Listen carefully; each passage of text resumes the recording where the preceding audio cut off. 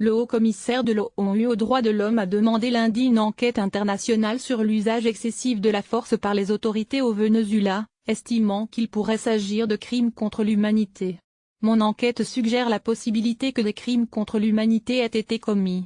J'exhorte le Conseil des droits de l'homme de l'ONU, NDLR, à lancer une enquête internationale sur les violations des droits de l'homme au Venezuela, a affirmé Zedrada Al-Hussein, à l'ouverture, à Genève, de la 36e session de cette institution. Peu après, le chef de la diplomatie du Venezuela, Jorge Arza Monzera, présent dans la salle du Conseil, a balayé ces critiques, accusant le haut-commissaire de présenter des rapports qui sont sans fondement et qui visent à perturber la souveraineté, la paix et la stabilité de notre peuple.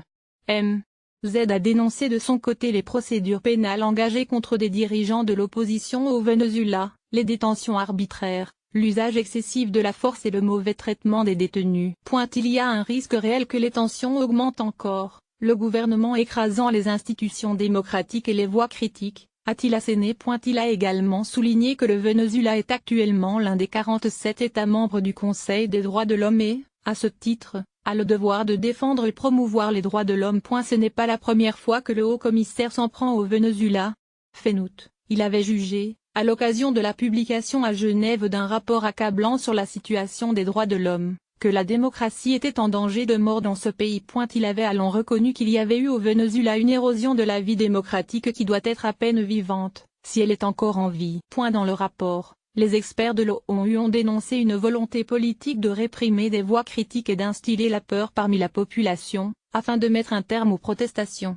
Les autorités vénézuéliennes ayant refusé l'accès au pays aux enquêteurs de l'ONU, Z avait chargé une équipe de spécialistes des droits de l'homme d'intervieweurs à distance quelques 135 victimes et leurs familles, ainsi que des témoins, des journalistes, des avocats, des médecins, et des membres du bureau de la procureure générale. Le Venezuela, pays producteur de pétrole, en proie à une grave crise économique marquée par des pénuries de produits de première nécessité, et le théâtre de manifestations depuis avril contre le président Maduro qui ont fait près de 130 morts. Dans un communiqué diffusé par l'ONG Human Rights Watch au nom de 116 organisations, en majorité latino-américaines, les défenseurs des droits de l'homme expliquent que la crise au Venezuela devrait être une priorité du Conseil. La Commission internationale de juristes, une organisation basée à Genève, a quant à elle indiqué dans un communiqué que le Tribunal suprême de justice, TSJ, la Cour suprême du Venezuela, a cessé d'agir en tant que tribunal indépendant et est devenu le bras d'un dirigeant autoritaire.